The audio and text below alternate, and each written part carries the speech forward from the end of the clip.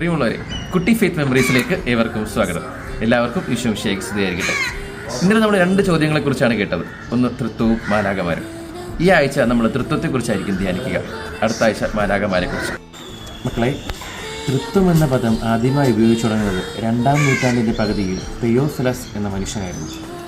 Theophilus ഒരു മെത്രാനായിരുന്നു.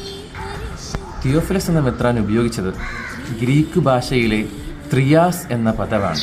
ത്രിയാസ് എന്നാൽ ഏകദൈവത്തിന് തുല്യരായ 3 ആളുകൾ എന്നാണ് അർത്ഥം.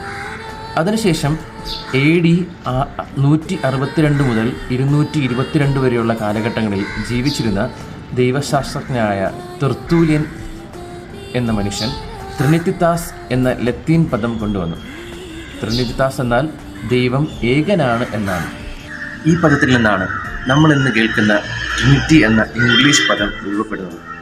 അതിൽ നിന്നാണ് നമ്മുടെ മലയാളം പദമായ തൃത്വം എന്ന പദം രൂപപ്പെടുന്നത്.